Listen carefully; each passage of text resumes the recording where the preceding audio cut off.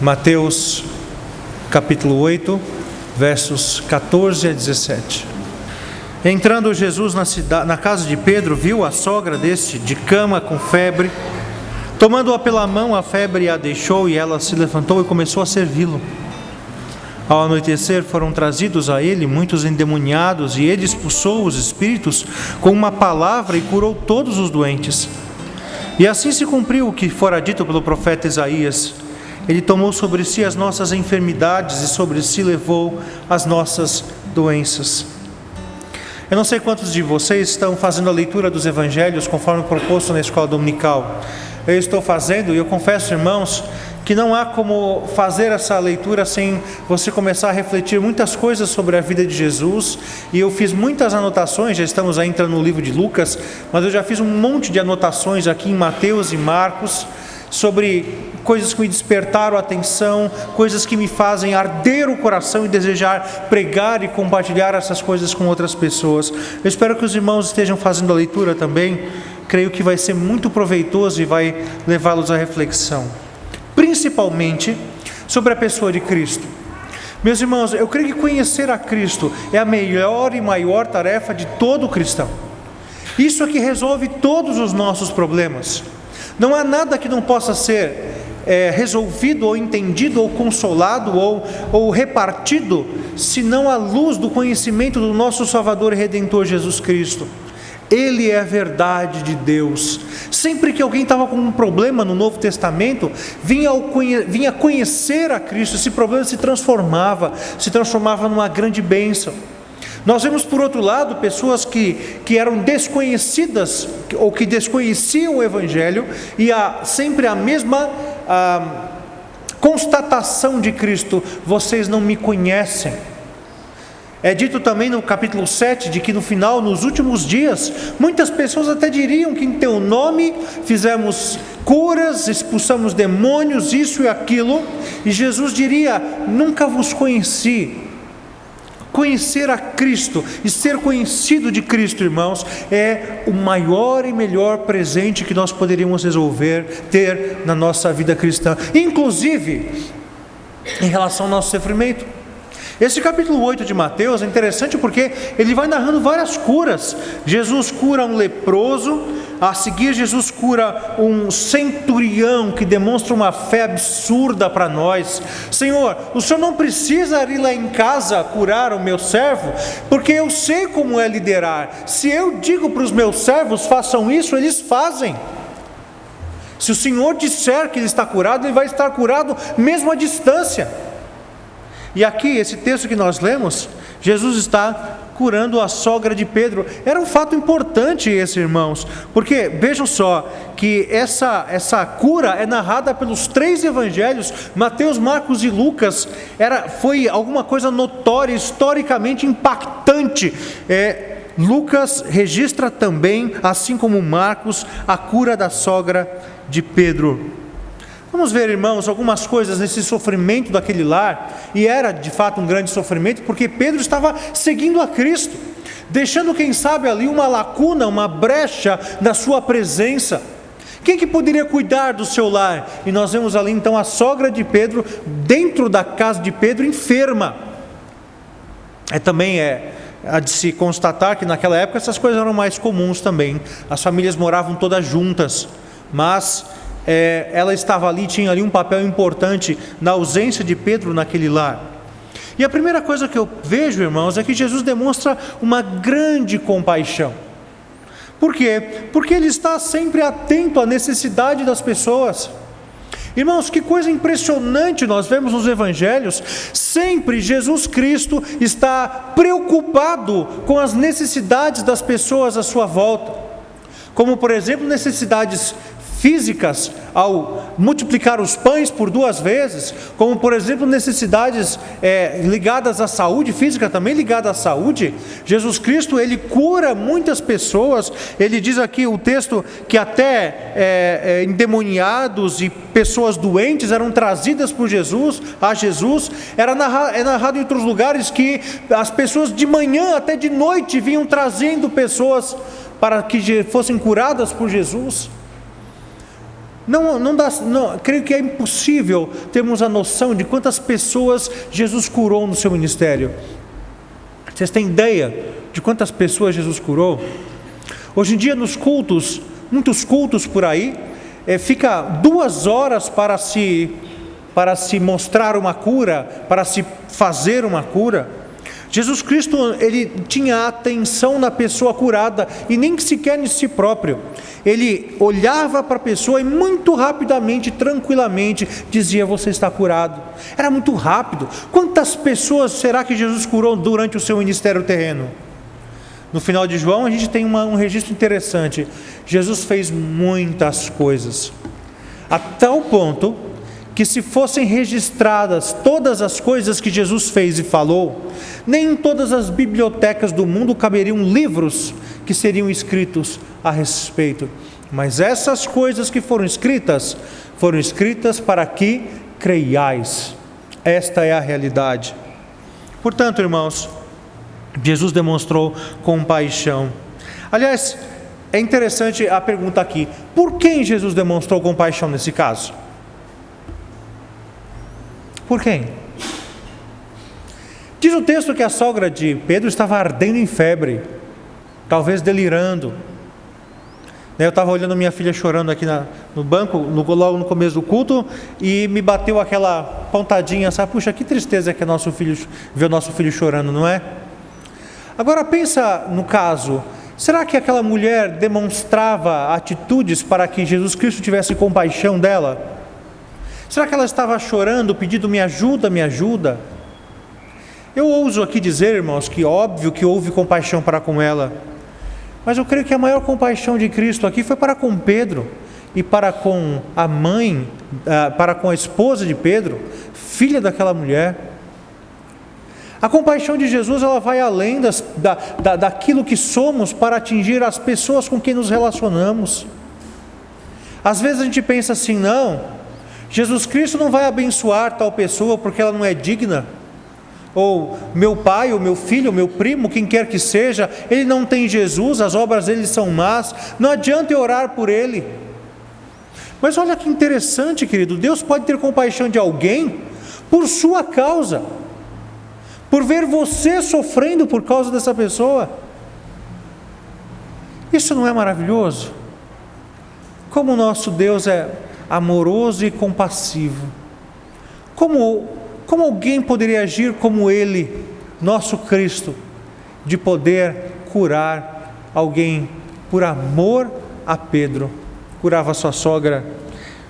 Eu confesso, irmãos, que é muito difícil falar sobre isso sem vários comentários impertinentes passarem pela minha cabeça, mas eu estou me controlando.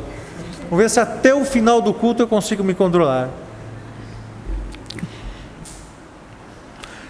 Jesus Cristo, ele é descrito por Hebreus, pelo autor de Hebreus, como sendo o sumo sacerdote perfeito. O sumo sacerdote era alguém que representava o povo na sua limitação, nos seus pecados, e ia diante de Deus para ser esse representante, ter o pecado do povo perdoado, o pecado de cada um do povo perdoado. Por isso diz lá, ele é o nosso sumo sacerdote, que pode se compadecer das nossas fraquezas. Esse atributo de Cristo, a sua compaixão, de olhar para a nossa dor com carinho, como um pai olha para a dor dos seus filhos, esse atributo ainda está lá. Por isso que Ele é o nosso advogado junto ao Pai, não só para perdoar os nossos pecados, mas para fazer com que a graça do Pai sempre seja demonstrado em nosso favor. Sabem, irmãos, a gente tem uma ênfase muito grande na santificação, e eu acho que nós temos que ter mesmo. Nós temos que falar, olha, cabe a você, irmão, buscar a santificação. Deus, Ele disciplina o filho que ama, açoita o filho que recebe. A ênfase na disciplina também é boa, mas nós nunca podemos nos esquecer disso. A graça de Cristo não termina na conversão. Algumas vezes a gente não pensa isso, mas na prática parece que a coisa acaba sendo dessa forma, não é? Até a conversão vai a graça, dali para frente é obras. Se eu não tiver obras, é o chicote que vai comer. A graça de Cristo, ela permeia a nossa vida em todo o tempo. Somos incitados a viver diligentemente em santidade, mas a graça de Cristo está lá presente. A graça de Cristo é que efetua em nós o querer e o realizar, mesmo das boas obras que venhamos a praticar. Ele é compassivo em todo o tempo, e não há ninguém nesse mundo, meu irmão e minha irmã, que seja capaz de nos ouvir e de nos entender como Cristo. Talvez você tenha um bom amigo, talvez você tenha alguém que você possa chamar de seu melhor amigo. E como você descreveria o seu melhor amigo? Eu digo para os irmãos que a amizade sincera, né, eu já disse isso várias vezes, ela é aquela amizade que faz com que o silêncio não seja constrangedor. Sabe como que é? Você está junto com a pessoa e você não se sente constrangido de estar em silêncio ao lado dela. Mas a descrição vai muito além disso. O melhor amigo, o bom amigo, é aquele que consegue te conhecer somente pelas feições do seu rosto. É alguém que olha para você e fala assim, está tudo bem? Você diz, está. E o seu melhor amigo diz, eu sei que não está.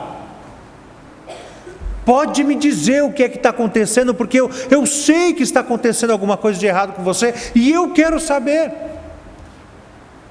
O seu melhor amigo tem aquela palavra certa, na hora certa. Não tem? Seu melhor amigo é aquele para quem você não teria vergonha ou problema de ligar durante a madrugada dizendo que um problema lhe acometeu. Pensaram em tudo o que significa ter um melhor amigo? Agora pensem exponencialmente em Cristo, em todos esses atributos. É Ele quem você pode buscar na madrugada. É Ele que tem a melhor de todas as palavras. É Ele quem pode te ouvir e saber pelas suas feições. Por conhecer os seus pensamentos, Ele pode ir ao encontro da sua necessidade. Pois bem, irmãos, ninguém tem compaixão como Ele.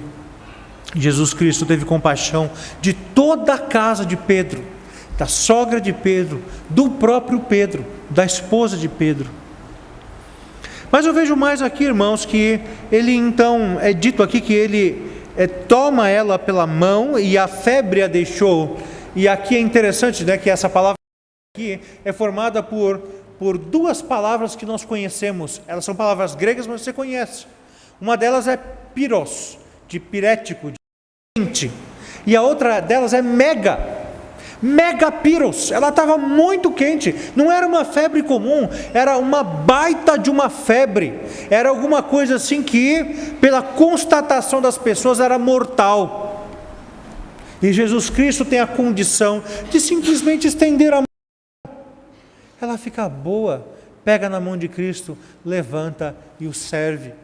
Olha que autoridade sobre a constituição da natureza humana o nosso mestre tinha.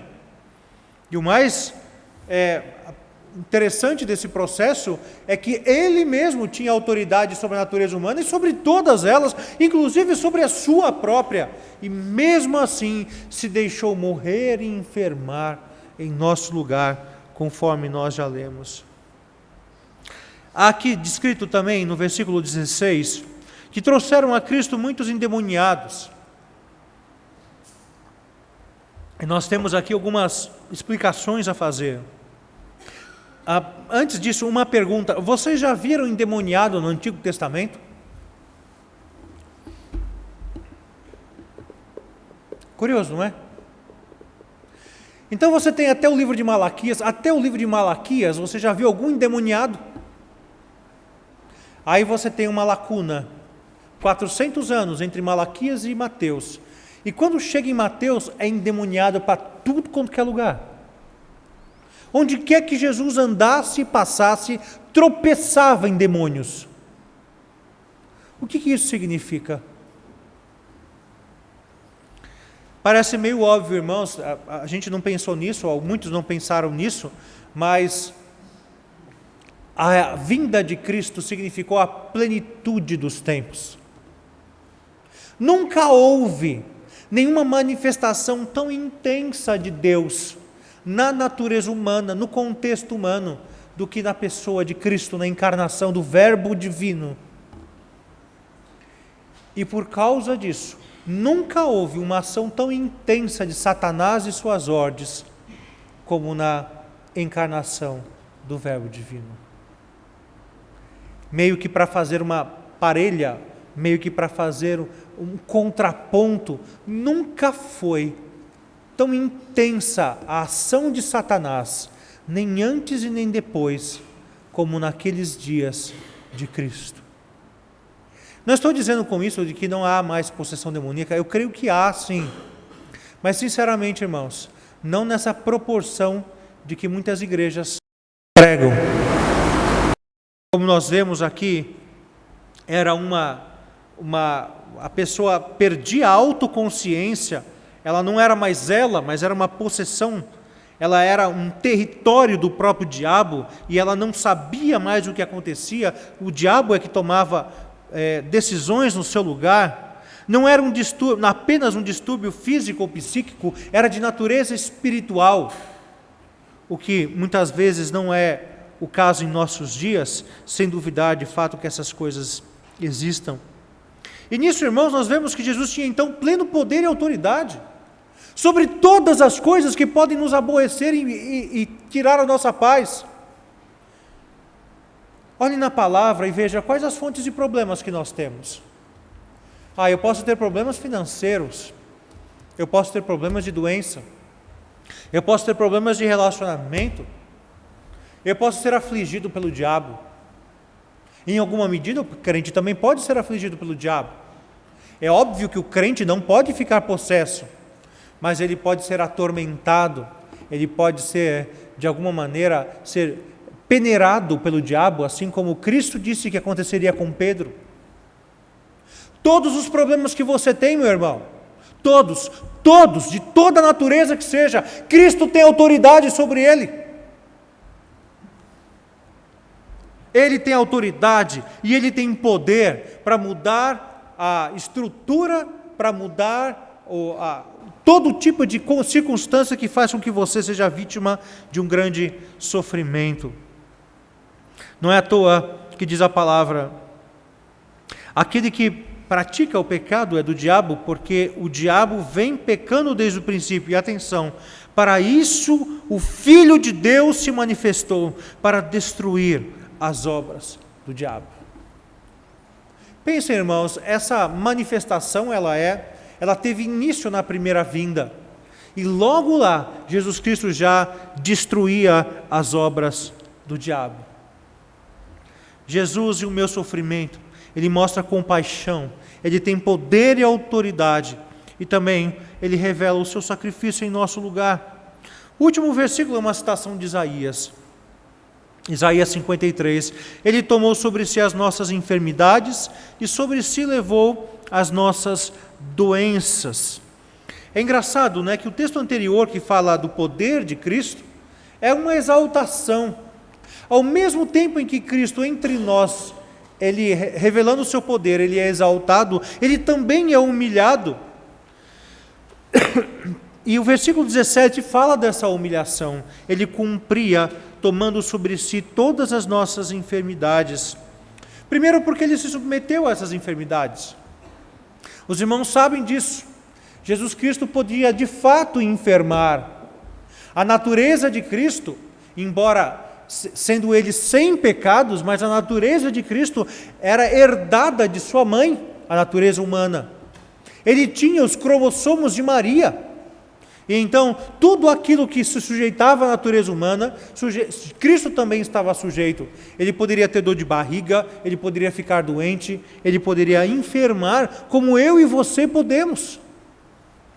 Ele sentia as nossas dores, mas mais do que isso, o texto não é só literal, não é só uma doença real, mas existe também aqui uma condição da natureza humana como um todo, porque o texto está dizendo que ele levou sobre si as nossas enfermidades.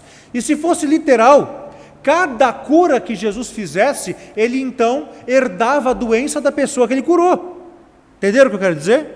Então não dá para você dizer que era literal, que ele carregava sobre si todas as nossas enfermidades. Ele podia ficar doente, mas esta enfermidade da qual o texto fala, é essa condição humana de falência, esta condição humana de nascer e logo depois do nascimento já começar a caminhar para a morte dia após dia, é um dia a mais que se aproxima da morte. Jesus Cristo como rei, ele poderia agir como qualquer outro rei, construir o seu reino pelo esforço, pelas lágrimas, pelas dores dos seus súditos.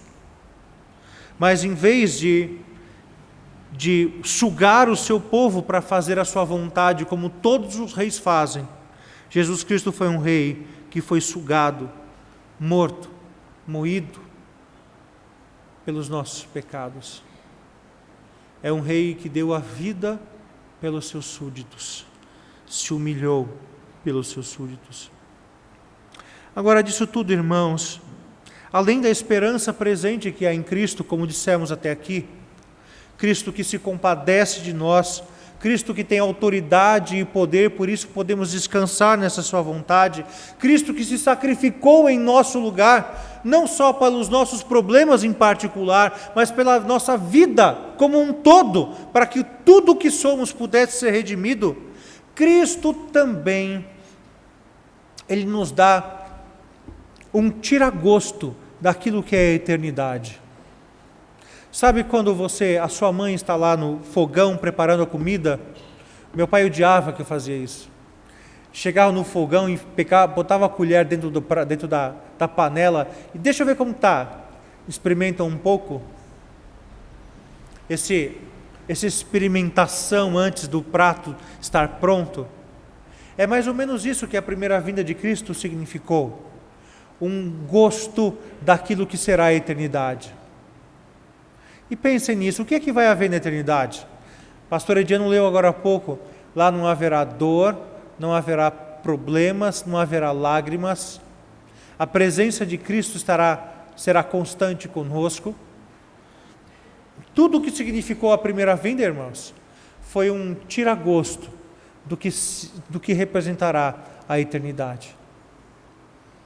Jesus Cristo curou pessoas, o físico das pessoas, porque na eternidade não vai haver morte. Ele o ressuscitou para mostrar que na eternidade todos serão ressurretos e não vai haver morte. Ele deu vida, ele expulsou demônios para mostrar que na eternidade o demônio vai estar definitivamente derrotado. Portanto, a esperança que temos, ela não deve ser encarada tão somente pelo fato de Cristo se apresentar como um remédio imediato, mas nós devemos nos sentir encorajados, esperançosos, consolados a despeito do problema que nós temos, porque em Cristo nós temos a solução presente, mas apontando para o futuro. Não há como conhecermos a Cristo sem pensarmos na eternidade. Não há como querermos ser íntimos dele sem olharmos para o fato de que estaremos com ele para sempre. Não sei quantos de vocês já tiveram um relacionamento interrompido pela distância, ou pelo menos precisavam se separar durante algum tempo. Quando você, talvez por motivo de trabalho, estou lembrando do Dante aqui, se mudou para o México, ficou lá por volta de 3 anos, mas um tempão ficou longe da família, Dante? 8 meses longe da família. Agora, o que nos consola ficar um tempo longe da pessoa que você ama? É o fato de que você vai estar com ela. Você aponta para isso. É isso que te move. É isso que te move a tudo. Te move a alegria, a fidelidade. É o fato de que você sabe que vai, mais dia, menos dia, você vai estar com ela. Quem já teve namoro à distância, é a mesma realidade. Você vai estar com a pessoa. E isso te alimenta, a expectativa de estar com ela te alimenta. Deveria te alimentar. E quando você que está namorando, a expectativa de encontrar a pessoa que você ama não te alimenta mais, você acaba o relacionamento. Porque você percebe que isso não é um amor genuíno. Por isso, irmãos, não há como você querer se relacionar com Cristo e dizer que o ama, sem que a expectativa de estar para sempre com Ele, fisicamente inclusive, não te alimente, não te estimule a fidelidade. Caminhando para o final. Por isso, o que eu devo pensar diante do meu sofrimento? Eu devo pensar que eu preciso estimular um relacionamento mais íntimo com Cristo. Você pergunta, de que maneira? Ele não está mais fisicamente conosco como estava há 2000 anos. Como eu posso ter um relacionamento íntimo com Cristo? As pessoas às vezes têm alguns métodos. E eu vou dizer, irmãos, o único método que funciona para você ter intimidade com Cristo, a quem você não pode ter fisicamente com você, é ter as suas palavras. É você querer imitá-lo com a sua vida. Isso funciona. Isso é a única coisa que funciona. As minhas palavras. Lembra-se quando Jesus Cristo estava para ir embora? Jesus Cristo chamou os seus discípulos e disse o que para eles? Eu vou, mas eu vou deixar o meu Espírito para que ele faça lembrar vocês o quê? O que o meu Espírito vai fazê-los lembrar? Das minhas palavras. É isso que nos traz a presença de Deus. É isso que faz com que a gente possa olhar para o sofrimento de uma maneira diferente. Através de Cristo. Por causa da sua compaixão. Pelo fato de Ele ter autoridade sobre tudo que nos faz sofrer. Pelo fato dele próprio ter se sacrificado em meu lugar, para que a minha natureza humana fosse regenerada. E também pelo fato de que Ele me dá na sua presença um tiragosto, para que eu me lembre que na eternidade, nenhuma dessas coisas vão estar presentes como aguilhão, como uma forma de me incomodar. Temos aqui um desafio, meus irmãos. Conheçam a Cristo. De tudo aquilo que podemos fazer como cristãos. Vejo pessoas das mais diferentes idades, origens, raças. Todos nós, moços, meninos, conheçam a Cristo. Eu sei que vocês enfrentam influências terríveis da escola, do mundo. Se vocês buscarem conhecer a Cristo, lerem a sua palavra, pode ter certeza que isso vai ficar muito mais fácil de ser suportado. Pais, estimulem seus filhos a isso. Abram a Bíblia com eles. Façam com que Cristo seja o maior herói da vida de cada um dos seus filhos. Tudo que passamos vai se tornar suave se buscarmos a Cristo em nossa vida. Que Deus nos abençoe.